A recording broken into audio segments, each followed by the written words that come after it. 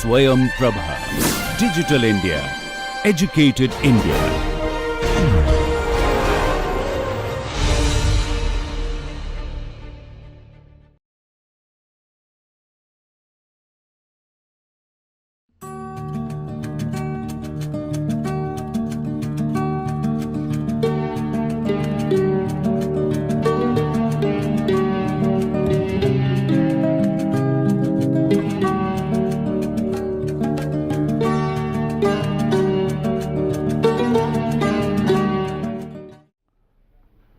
Welcome back. In this lecture, lecture number 39, we will start with hybrid mode choice model, the second part, and here we will discuss the joint RPSP model along with other properties of a hybrid choice model. So, the different concepts that will be covered in this lecture will be on hybrid mode choice modeling, joint RP and SP model, and then hybrid mode choice model using Python biogeme. So, as we have discussed in our last lecture, when we develop hybrid mode choice models, we do consider a lot of other variables which are not quantifiable in the normal sense, and we use latent variables, and for that we have learned how to do factor analysis, both exploratory and confirmatory factor analysis.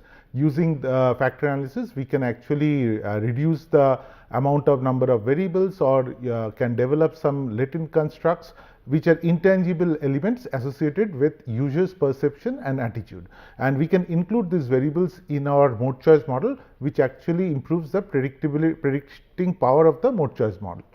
Now, there are different kinds of mode choice models. It could be, we can call the basic mode choice models, which use variables like cost, time. So, these are systematic use invariant features which could be called as predictive choice models, whereas behavioral choice models include lot of idiosyncratic features like perceptions and all, and hybrid choice model actually combines both this kind of decision making into one actual framework, one simple framework. So, in not only that, when we are considering a hybrid choice model, we can also consider some other things as well, which we have not discussed earlier. That is, when we have talked about models, we have talked about revealed preference data sets and stated preference data sets, and the benefits of both, or the problems with each one of them. So, we have discussed those things. So, we can develop models either on the stated preference data or on the revealed preference data, and each has got their own strengths and weaknesses, but it's always preferred to have a model which is, if we can build a model which combines both this kind of data sets, or rather when we do the parameter estimates, it is done in such a way so that it use both the data sets together. In that case, the model will be more robust. So, it will gain the strength of both the both this particular data sets.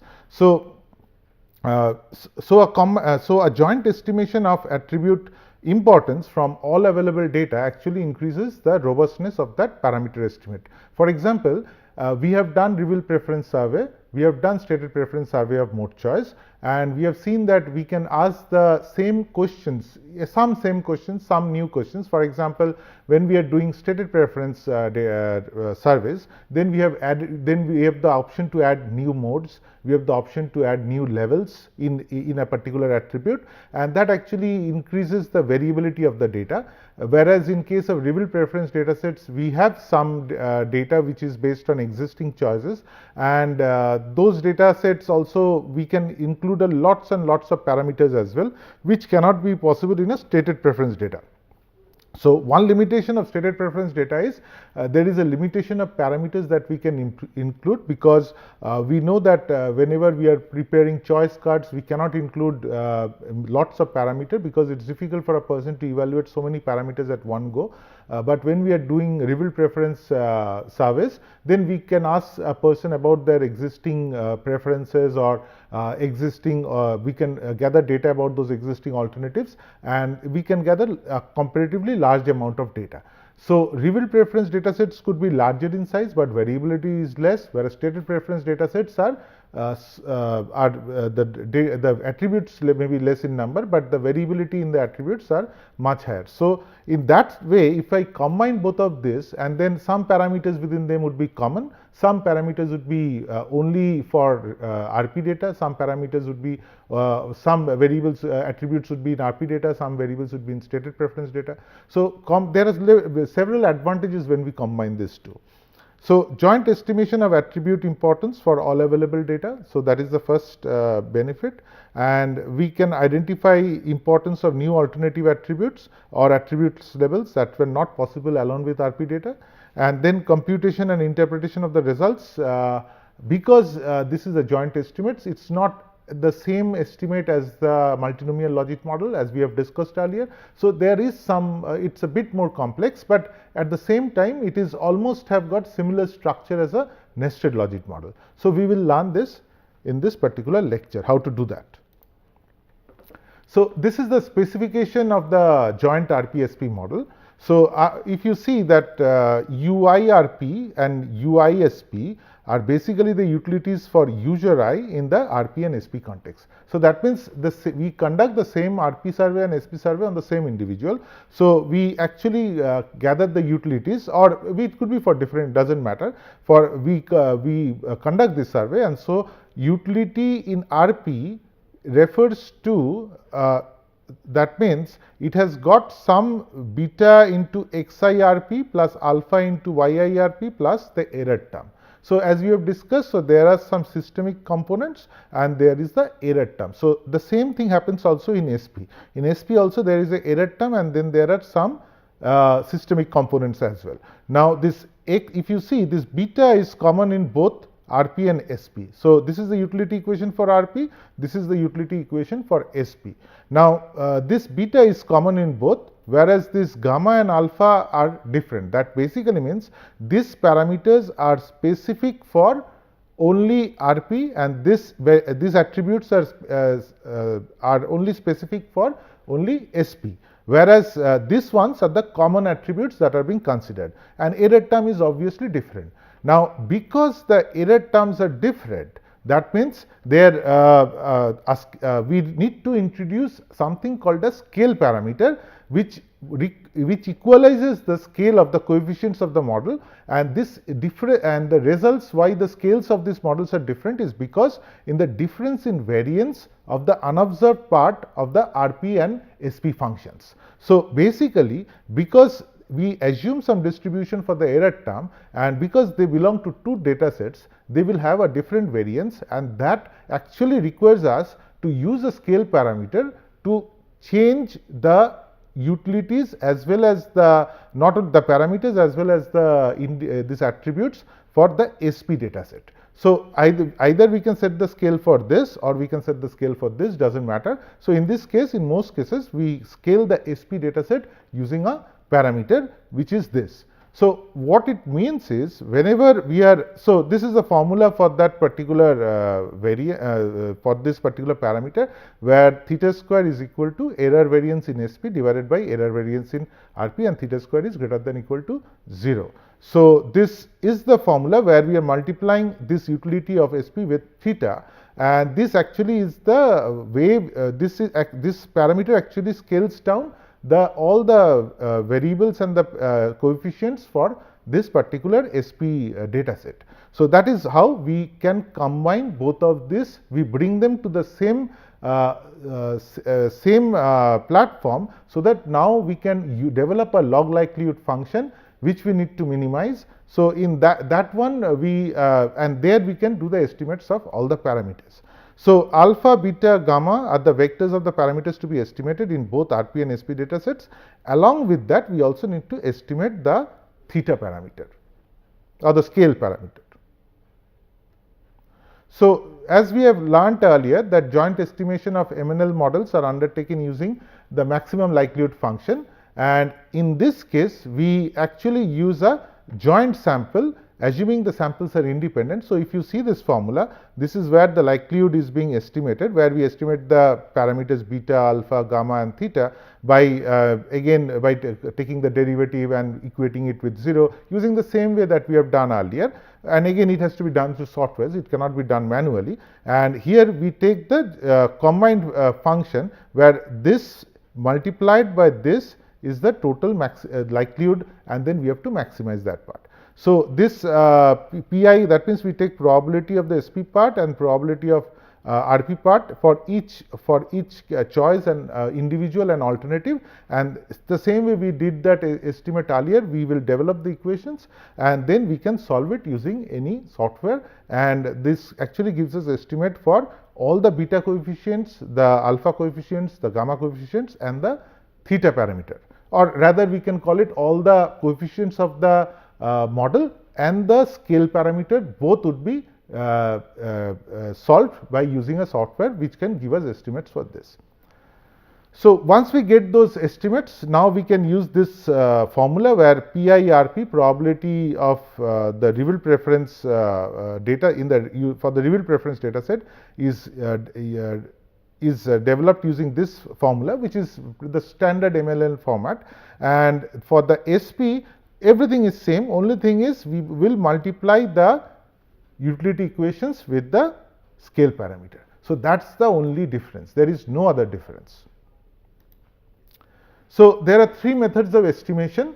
So the first method is the sequential estimation procedure. It was proposed by Ben Akiva and Morikawa. So this is the first step, where in one level model was estimated, then the parameter was estimated, and then it was introduced in the next model, and then it could be estimated. So anyway, we will not go into details of this estimation procedures, and but at the same time the second estimation procedure is the same as the logit model, nested logit model. So we will learn nested logit model in the next lecture. So you will be able to relate this particular estimation procedure along which would be same as the nested model estimation procedure. So what we do is, we have already seen some joint decisions, like there was choice of work and then choice of residence. So there were joint models of the joint models of intent to move, and then actual location choice. So these were joint models. So similarly over here, if I estimate that okay,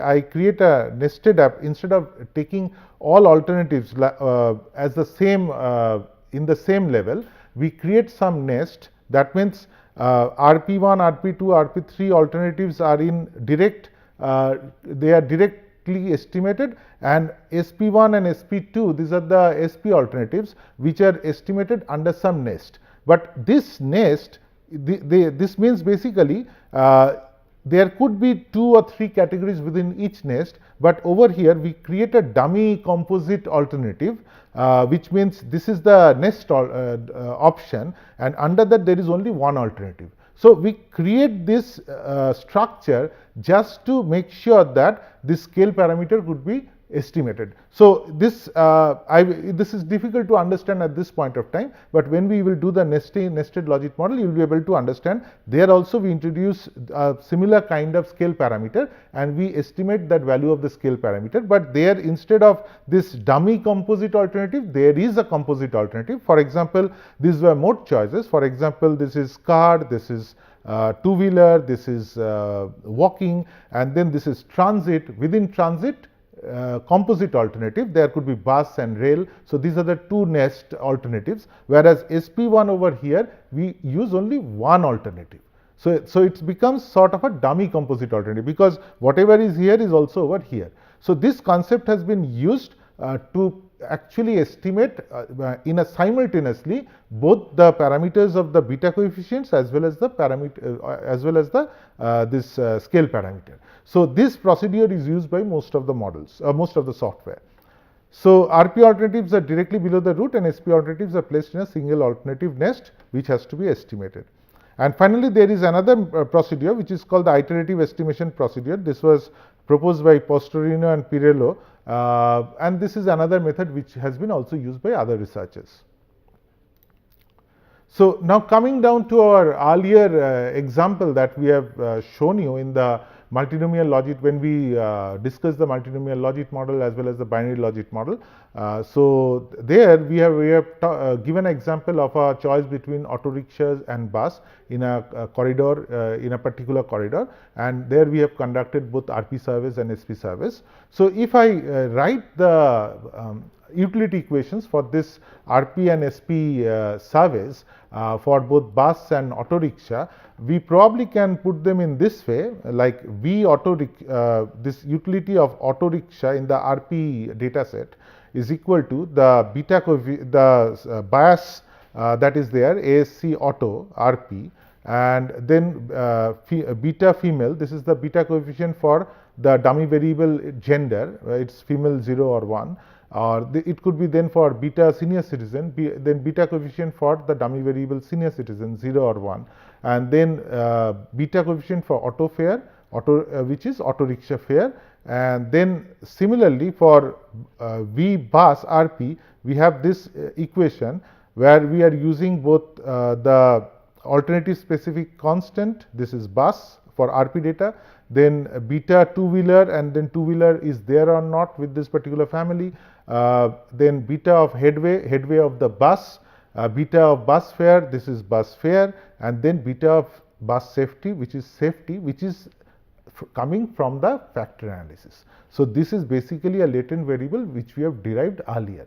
So this is what we have used, and then for the same thing we also do for this auto rickshaw as well. So we develop the utility of auto rickshaw both in the SP mode as well as the sorry, I missed it. So we do both the auto rickshaws utility and buses utility both in RP as well as in SP mode, and in bus and in bus SP we have got this alternative specific constant for bus, then delay for bus, headway for bus, and then crowding level, and then bus fare and journey time.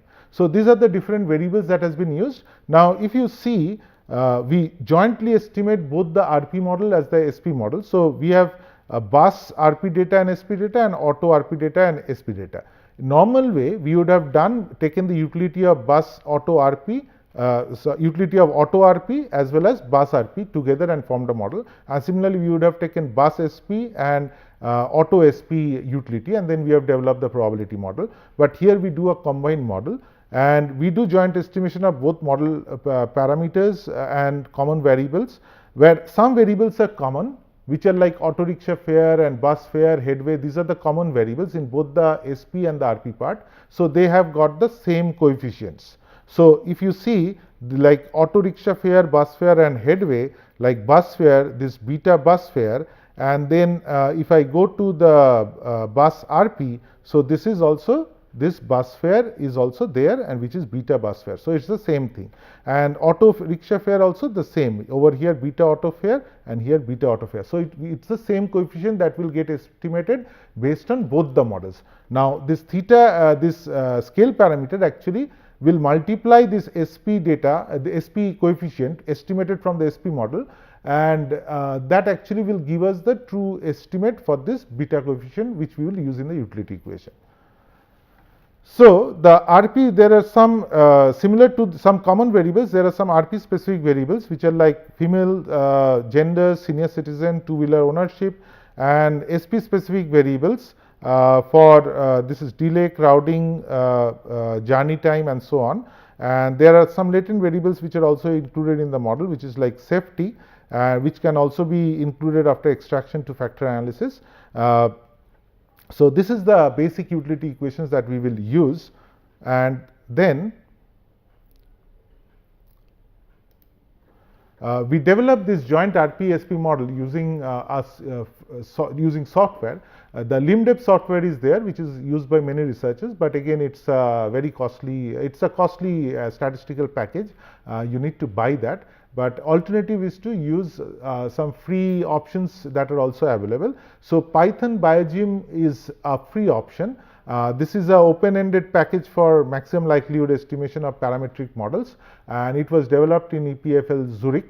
and using this model we can develop different kinds of discrete choice models, and there we have the option to also combine RPSP data, and there are different versions of it. The newer versions are fully Python based. We have to type the code in Python, whereas the previous version was written in C++, and then internally the code was also there in Python. So but the interface was in C++, and we are using that particular version. So you can download this particular version from http biogem.epfl.ch, and there you can also see the documentation, and you can go there and you can download the software, and then we can develop this particular model.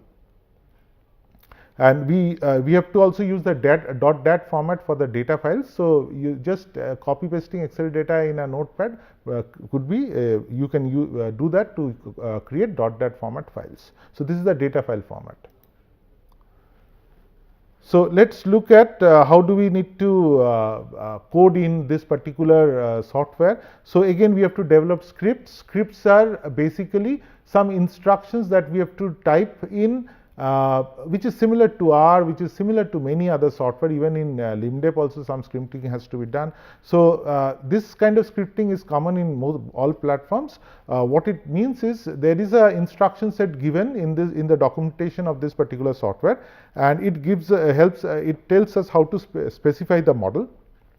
That means we have to first declare the variables, we have to declare the beta coefficients, then we have to declare the utility equations, then we have to state what is SP, what is RP, and then after that we have to also set the scale parameters, the reference categories, and finally we have to link the data files when we are executing the model, and then the model gives us, then the software gives us the estimates for this particular or the results of this particular estimation.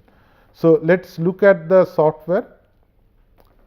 So the model is segregated into following sections. These are the different sections: choice, beta, utilities, expression, group, scale, and model.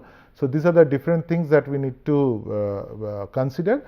So choice, basically we need to mention the variable names from the data set which records the choices made by the individual. So these are the different choices. Then comes the beta coefficients. So these are the beta coefficients that we have given over there.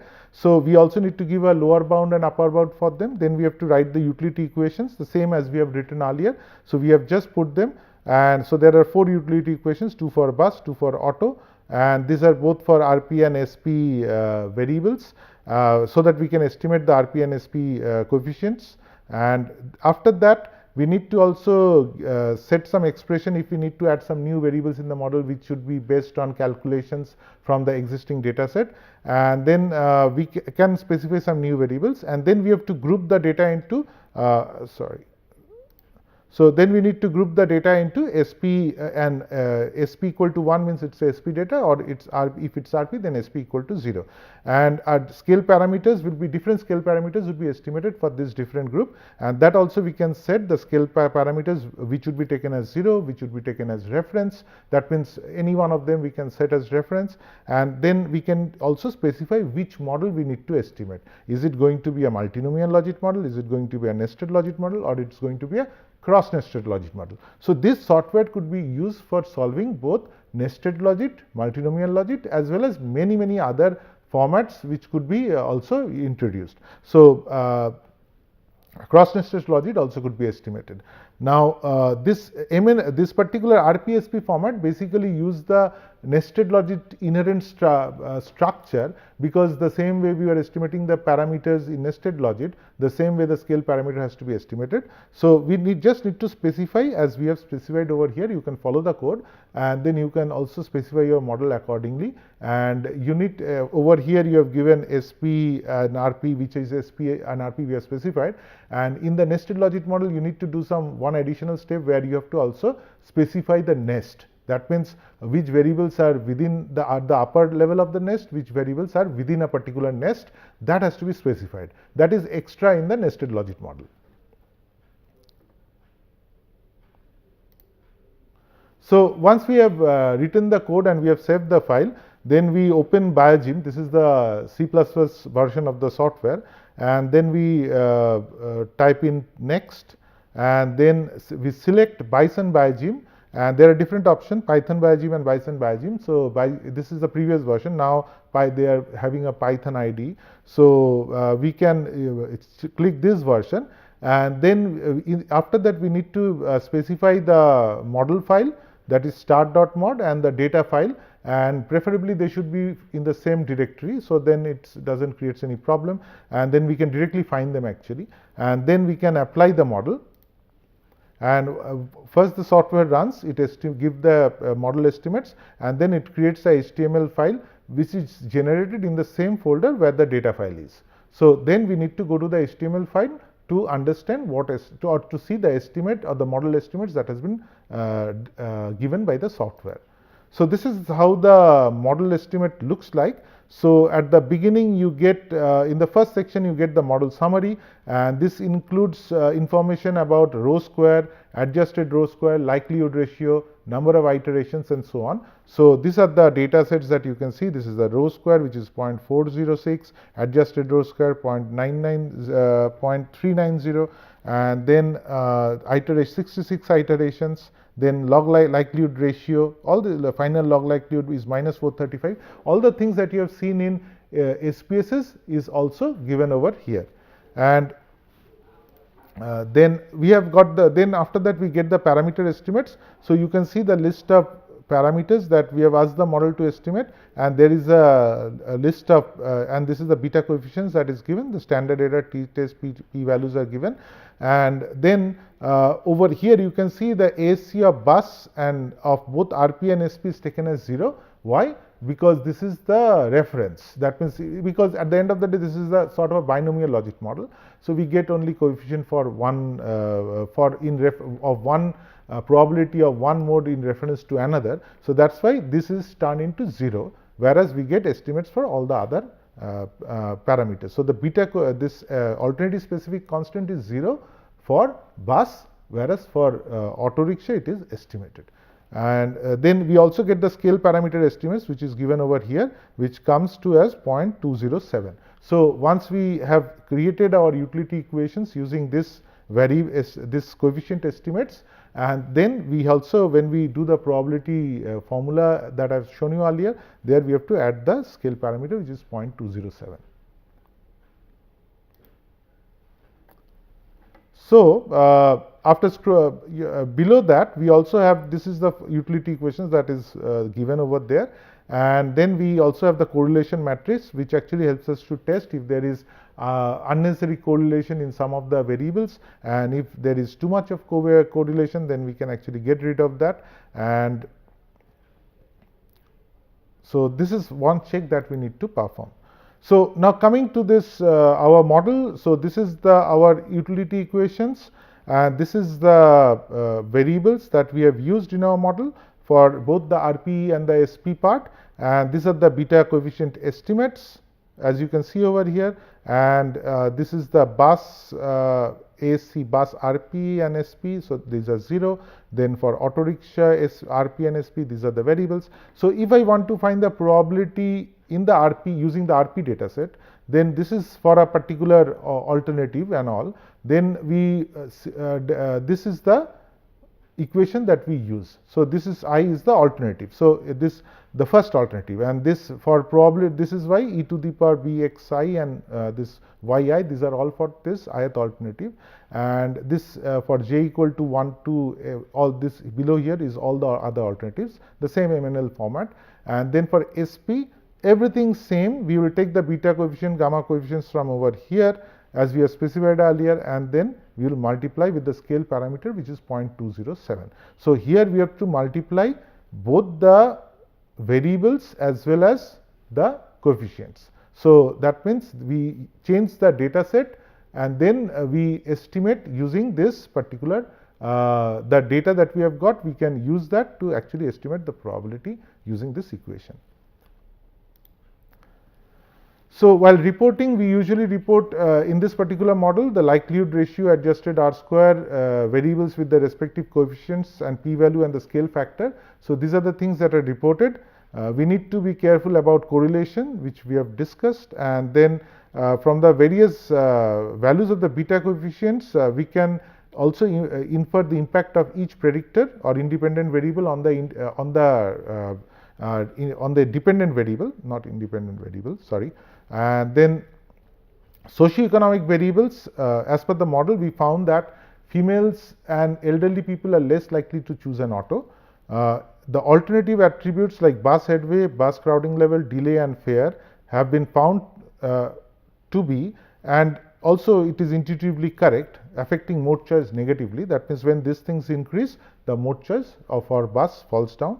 And latent variables, as people become more satisfied with the safety in the bus, they tend to choose bus more. So these are the findings from this model, but actually the findings are not that important. The important thing is we have learnt in this particular lecture how to estimate a RP and SP model, joint RP SP model, and how to use a software to also develop the coefficient for this particular model. So these are the references you can study. And to conclude, selection of variables factors in the model should be primarily driven by literature. So this is for the hybrid mode choice model.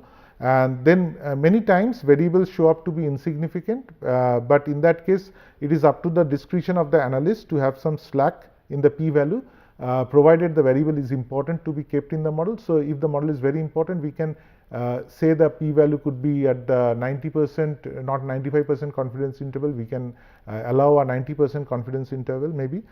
In case we are not able to come up with any latent factor, we may go on with the estimation using categorical variables directly and having them dummy coded. That is when we develop this hybrid choice model. And further, many combinations of variable can be tested using the likelihood ratio for the given data, and the model which is theoretically correct and gives the highest likelihood ratio should be selected. Thank you.